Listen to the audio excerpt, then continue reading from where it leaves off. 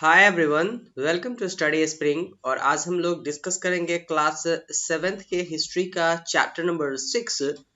जो चैप्टर हमें बताएगा कि मध्यकालीन भारत में और उससे पहले जो नगर बसा करती थी उसमें व्यापारियों का कंडीशन क्या था, और शिल्पी जन मतलब जो लोग पत्थर से जो है वो कलाकारी करते थे उनकी जिंदगी कैसी होती थी। इन्हीं सारी चीजों को डिस्कस करेंगे। बट बिफोर टू बिगिन, अगर आपको ऐसा लगता है कि ये चैनल आपके लिए डेडिकेटली वर्क करती है तो चैनल को प्लीज सब्सक्राइब और शेयर किया कीजिए, क्योंकि ये हमारा मोटिवेशन का एक बहुत बड़ा कारण होता है। आते हैं टॉपिक के ऊपर। सबसे पहले अगर हम लोग डिस्कस करेंगे यहाँ पर कि मध्यकालीन जो यात्री हुआ करते थे वो जब भारत में आए तो वो नगर के बारे में क्या सोचते थे, है ना। इस तरह के बात पर जो है वो हम लोग चीजों को डिस्कस करेंगे और ये देखेंगे कि जो यात्री आए हुए थे उनके मन में विचार कैसी आती थी और उन्होंने इस चीज को कैसे अपने शब्दों में लिखा है। इन्हीं सारे चीजों को डिस्कस करेंगे हम लोग। तो अगर हम लोग देखें यहाँ पर, तो अगर जो हमारे यात्री लोग आए थे उनकी अगर विचारों के ऊपर आए तो सबसे पहले हम लोग ये चीज देखेंगे कि जो नगर हुआ करती थी उसमें मंदिरों का निर्माण जरूर होता था, ठीक है। और वैसे ही एक वाणिज्य शहर होता था, और वैसे ही जो है वो एक पतन हुआ करता था जहां पर नाविक जाकर के अपना नाव लगाते थे और वहां से व्यापार होता था, पोर्ट जिसको बोला जाता है।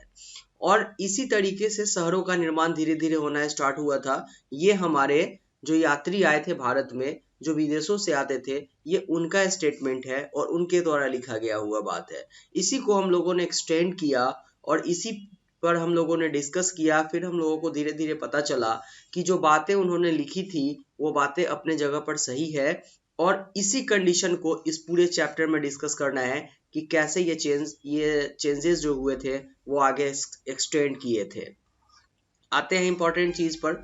सबसे पहले जो शहरें हुआ करती थी उसका प्रशासनिक केंद्र क्या होता था।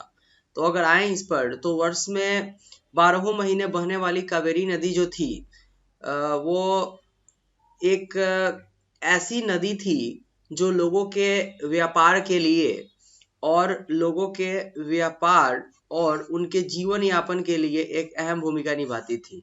यही कारण था। अब अगर कोई नदी बारहमासी होगी तो उसके आसपास जनसंख्या घनत्व तो बहुत ज्यादा होगा, कहीं कोई शक नहीं है।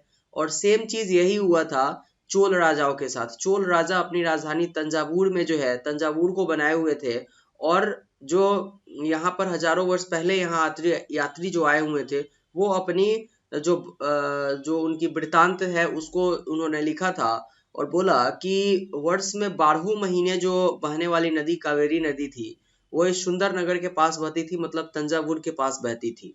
और राजा राजराज चोल द्वारा निर्मित राजराजेश्वर मंदिर की घंटियां बजती हुई सुनाई देती थी।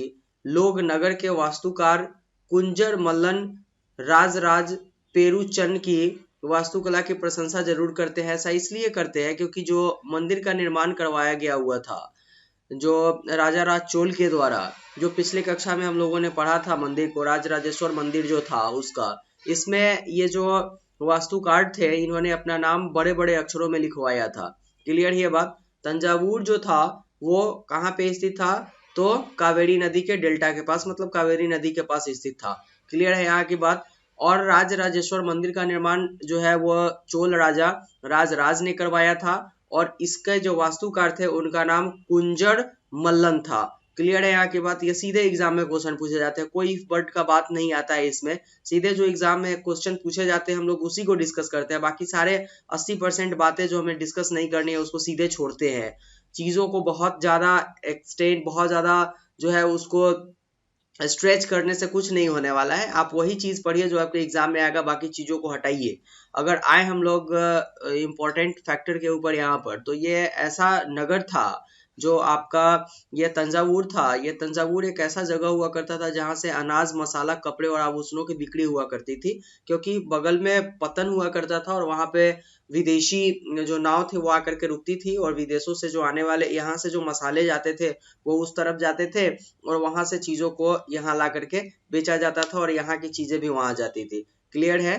तो तंजावुर जो एरिया था वहां से अनाज, मसाला और कपड़ों और आभूषणों का बिक्री हुआ करता था। मंदिर, नगर और तीर्थ केंद्र की अगर हम लोग बात करें तो तंजावुर मंदिर जो था वो मंदिर नगर का एक उदाहरण था। मंदिर नगर किसको बोला जाता है? मंदिर नगर उसको बोला जाता है जहाँ पर एक मंदिर होगा और धीरे धीरे यहाँ पर जो है वो लोगों की सहायता के लिए, क्योंकि मंदिर में बहुत सारे लोग राजा के साथ साथ बहुत सारे लोग इसमें चंदा दिया करते थे और चंदा के पैसा से ये बहुत बड़ा हुआ करता था। क्लियर है? चंदा के पैसा से बहुत बड़ा हुआ करता था।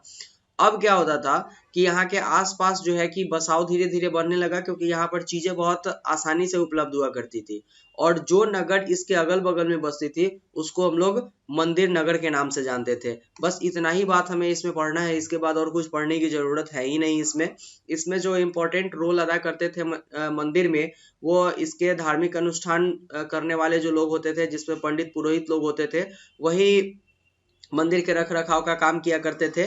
और धीरे धीरे क्या होता था कि यही मंदिर के आसपास में जो नगर का विस्तार होता था वही मंदिर नगर के नाम से जाना जाता था। ठीक है, और इस तरह के मंदिर नगर में जो इम्पोर्टेंट नगर हुआ करता था उसमें आपका विल स्वामिन, जिसको विदिशा के नाम से जानते हैं, गुजरात का सोमनाथ का नगर, यह भी मंदिर नगर का एक उदाहरण है। फिर मंदिर नगर में तमिलनाडु में कांचीपुरम और मदुरै और आंध्र प्रदेश में तिरुपति, ये सारे मंदिर नगर के उदाहरण आपको देखने को मिलेंगे। एक और इस चैप्टर से इम्पोर्टेंट जो आया था वो आया था आपका लुप्त मोम प्रणाली। ठीक है, तकनीक जिसको बोला जाता है। तो इसमें जो इम्पोर्टेंट पढ़ना है हम लोगों को ये है कि कांसा एक मिश्र धातु होता है, कहीं कोई शक नहीं है। कांसा के बारे में जानते हैं हम लोग, जो तांबा और रांगे मतलब टीन से बनाया जाता है, और ब्रॉन्ज जिसको बोला जाता है। ठीक है, और सेम चीज यहाँ पर आपको देखने को मिलेगा, ये ब्रॉन्ज का ही बना हुआ है, मतलब कि कांसा का। और पद्धति कौन सा है इसका? तो इसका पद्धति जो है वो लुप्त मोम है। इसमें होता क्या था कि सबसे पहले इसको बनाने के लिए क्या किया जाता था कि चिकनी मिट्टी जो है वो इसे चिकनी मिट्टी से पूरी तरह लेप करके सुखाने के बाद एक प्रतिमा को बनाया जाता था मोम से। उसके ऊपर से चिकनी मिट्टी लगाया जाता था, फिर मोम को पिघला दिया जाता था और फिर अंदर में धातु डाल दिया जाता था और इस तरीके के मूर्ति का निर्माण हो जाता था। ये आपका लुप्त मोम तकनीक बन करके आया हुआ था। क्लियर है? इसी तरीके से क्या हुआ कि जब मंदिर नगर का निर्माण हुआ, धीरे धीरे नगरें और विकसित होते गई, तीर्थ स्थल और विकसित होते चले गए। और वृंदावन जो उत्तर प्रदेश और तिरुवनमलाई जो तमिलनाडु में है, ये भी ऐसे ही नगर के उदाहरण है जो धीरे धीरे मंदिर नगर में आकर के बसे हुए थे। अजमेर जो है राजस्थान में, ये 12वीं शताब्दी में चौहान राजाओं की राजधानी हुआ करती थी। ये प्री का क्वेश्चन है आपका। और दूसरा जो आता है आगे चलकर मुगल शासन में, वह सूबा, उनके सूबा का एक मुख्यालय बन गया हुआ था जब मुगलों का शासन आया। और फिर यहाँ पर जो सूफी संत ख्वाजा मोइनुद्दीन चिश्ती थे वो आकर के यहाँ पर बस गए और यहाँ 12वीं शताब्दी में उन्होंने आकर के अपना पैर जमाया था। और उनके जो दर्शनार्थी और श्रद्धालु सारे लोग थे वो पंथ मतों के हुआ करते थे। और अजमेर के आसपास पुष्कर सरोवर हुआ करती थी जो प्राचीन काल में तीर्थयात्री जहाँ पर आकर के रहते थे। ये थोड़ा सा इंपॉर्टेंट फैक्टर था जिसको हम लोगों को डिस्कस करना था। इसके बाद ऐसा कोई चीज नहीं है जो इस क्वेश्चन इस चैप्टर से आपके एग्जाम में आने वाले हैं। जो एग्जाम में आपके आएंगे वो यहाँ से क्वेश्चन आएंगे कि वहाँ जब धीरे धीरे हमारे यहाँ जो मंदिर नगर था उसका जब विस्तार होना स्टार्ट हुआ तो उसके आसपास में जो है वो बाजार और मार्केट लगना स्टार्ट हुए। और 18वीं शताब्दी और परवर्ती काल में अनेक ऐसे संघ बनाए गए जो इन बाजारों को क्या करते थे, तो इन बाजारों को जो है वो ऑर्गेनाइज करवाते थे। और उसमें मणिग्राम और नानादेश ऐसे जगह थे। ठीक है, जो ऐसे संघ थे जो बाजार को जो है ऑर्गेनाइज करवाते थे। और यह व्यापक संघ प्रायद्वीप के भीतर और दक्षिण पूर्वी एशिया तथा चीन के दूर दूर से व्यापार करके और चीजों को जो है एक जगह से दूसरे जगह पर आदान प्रदान किया करते थे। आते हैं इंपॉर्टेंट। अब देखें इसके अलावा चेट्टियार और मारवाड़ी ओसवाक जैसे समुदाय थे जो आगे चलकर देश के प्रधान व्यापारी समूह में आए हुए थे। और उन्होंने जैसे कि एक व्यापारी संघ का निर्माण किया। आज भी ऐसे बहुत सारे संघ है जो व्यापारियों के लिए हुआ करती थी, वैसे ही उस वक्त जो है वो चेट्टियार और मारवाड़ी हुआ करते थे। और गुजराती व्यापारी में हिंदू बेनिया और बनिया और मुस्लिम बोहरा ऐसे समुदाय थे जो बाजारों को ऑर्गेनाइज करवाते थे। बाद में क्या हुआ था कि पश्चिमी तट के नगरों में अरबी, फारसी, चीनी, यहूदी, सीरियाई, ईसाई आकर के बसना स्टार्ट हुए। और लाल सागर के बंदरगाहों से बेचे गए बेचे जाने वाले जो भारतीय मसाले थे, कपड़े थे, इतावली व्यापारी द्वारा खरीदे जाते थे। और उस वक्त क्या हुआ था कि एक मध्यकाल वाला भारत जब था, मध्यकाल का, उस वक्त ये क्या था, एक बहुत इंपॉर्टेंट समय था जिस वक्त व्यापारी यहाँ पर आकर के सामान बेचा करते थे और भारतीय लोगों को इससे बहुत फायदा हुआ करता था, क्योंकि यहाँ की जो काले मिर्च मसाले, दालचीनी वगैरह जो हुआ करती थी वो विश्व प्रसिद्ध होती थी। अगर हम लोग और इम्पोर्टेंट चीज के ऊपर आए तो नगरों में शिल्प की अगर बात करें हम लोग, तो वीदर के शिल्पकार तांबे और चांदी में जड़ाई के काम के लिए इतने अधिक प्रसिद्ध थे कि शिल्प का नाम ही बीदरी पड़ गया हुआ था। यह वीदरी शिल्प कला का एक उदाहरण आपको दिया गया हुआ था। तो वीदर के शिल्पकार जो थे उनके द्वारा वीदरी पद्धति का निर्माण किया गया हुआ था। ठीक है। और इम्पोर्टेंट देखेंगे हम लोग, इस हम्पी आता है, बहुत इंपॉर्टेंट, ये आपका वीवीआई है क्योंकि भारतीय नोट पर इसका चित्र आपको देखने को मिलेगा। और हम्पी जो है, हम्पी नगर कृष्णा नदी और तुंगभद्र नदी की घाटियों में स्थित था और यह नगर 1336 ईस्वी में स्थापित विजयनगर साम्राज्य का केंद्र हुआ करता था। विजयनगर साम्राज्य के बारे में हम लोग जानते हैं। और हम्पी में आप देखे होइएगा कि एक किलाबंद जगह हुआ करता था जहाँ पे अच्छे तरीके के किले का निर्माण करवाया जाता था। तो हम्पी से आपको ये पता चलेगा कि हम्पी एक ऐसा जगह हुआ करता था विजयनगर साम्राज्य का जो अपने किले को बहुत स्ट्रांग बनाया करता था।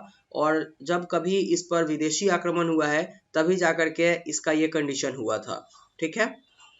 आते हैं इम्पोर्टेंट चीज पर। इसके बाद जो है वो हम्पी के बारे में अगर हम लोग आएंगे तो महानवी वर्ष मनाया जाता था, जो आज दक्षिण भारत में नवरात्रि, मतलब दक्षिण भारत में नवरात्रि को किस नाम से जाना जाता है, तो ये आपको जो है वो महानवमी के नाम से जाना जाता है। क्लियर है।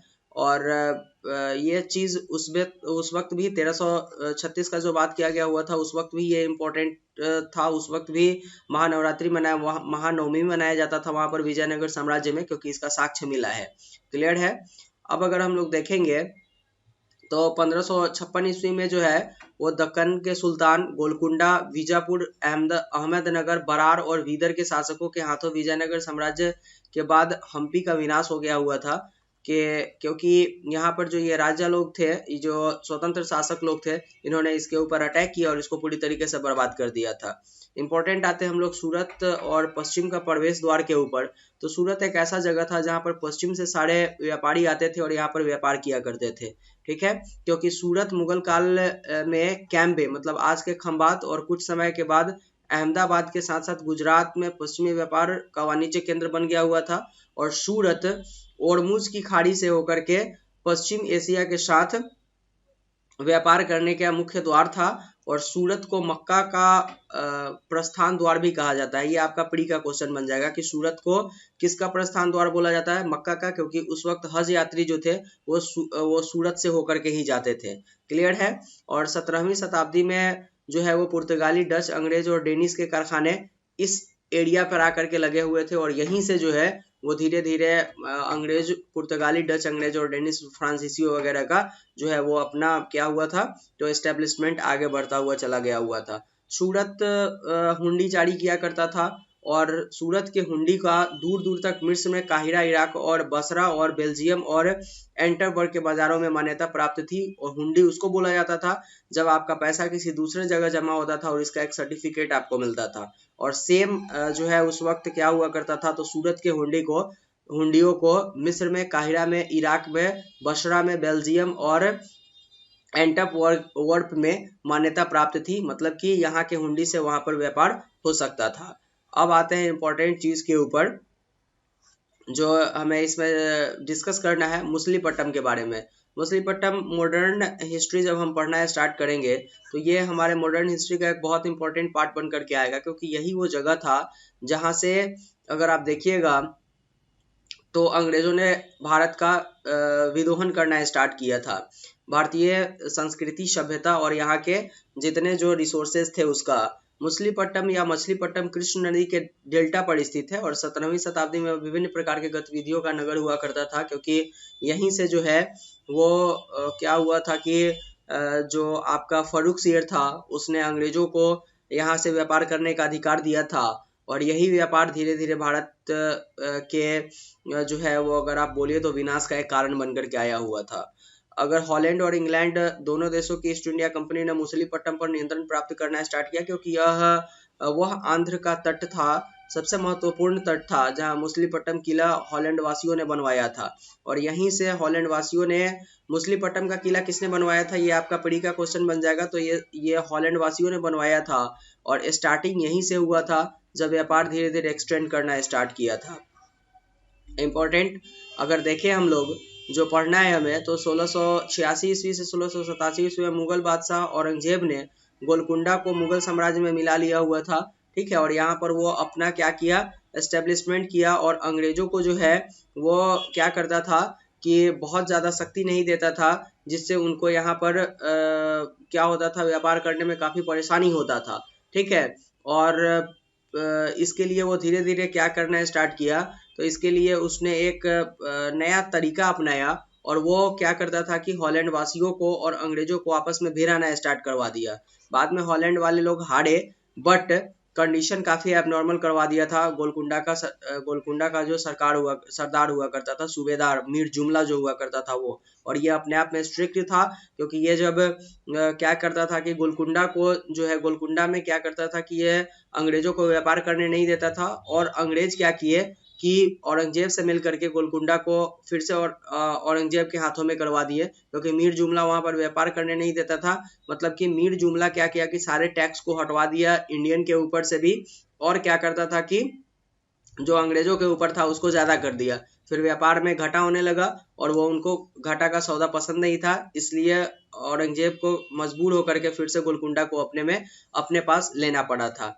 नगर व्यापार और व्यापारी की अगर हम लोग बात करें, तो 16वीं और 17वीं शताब्दी में यूरोप के देश व्यापारिक उद्देश्य से मसालों और कपड़े की तलाश में लगे हुए थे, और यूरोप और पश्चिमी एशिया दोनों जगह लोकप्रिय हो गए थे।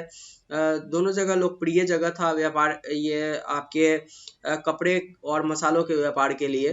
ठीक है ना, ये धीरे धीरे एक्सटेंड किया था। इसको आप स्क्रीनशॉट लीजिएगा, इसमें कोई ऐसा चीज नहीं है जिसको हम लोग डिस्कस करें बहुत डीपली। बट इम्पोर्टेंट जो आपका आता है वो था यहाँ पर एक बहुत बेसिक बात। 18वीं सदी में बम्बई, कलकत्ता और मद्रास नगर का उदय हुआ था। इसमें जो ब्लैक नगर हुआ करता था, ये देसी लोगों के लिए बनाया गया हुआ था।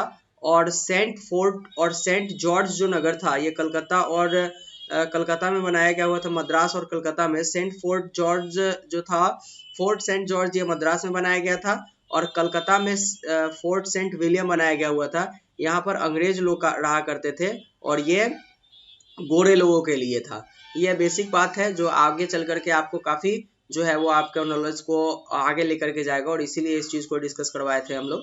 बाकी वास्को डी गामा की बात करें तो ये स्क्रीनशॉट लेकर के पढ़िए, इससे बहुत ज्यादा क्वेश्चंस नहीं आने वाले हैं और ना आते हैं, कुछ बेसिस नहीं था इसमें। तो ये इस चैप्टर के लिए था, जिसमें हम लोगों ने देखा कि कैसे नगर व्यापारी और शिल्पी जन का एक अपना समय था, और कैसे उनका समय धीरे धीरे खत्म होते चला गया, हम्पी से लेकर के और अंग्रेजों के आने तक। यही इस चैप्टर में बताने का कोशिश किया गया हुआ था। ये चैप्टर था जो क्लास 7th के हिस्ट्री का चैप्टर नंबर 6 था। अगर आपको ऐसा लगा कि चैनल आपके लिए इंपॉर्टेंट वर्क करती है, तो चैनल को सब्सक्राइब और शेयर जरूर कीजिए, क्योंकि हमारे मोटिवेशन का एक कारण है। मिलते हैं नेक्स्ट वीडियो में चैप्टर नंबर 7 के साथ, जो क्लास 7th की हिस्ट्री का होगा। तो तब तक के लिए thank you, good bye and take care.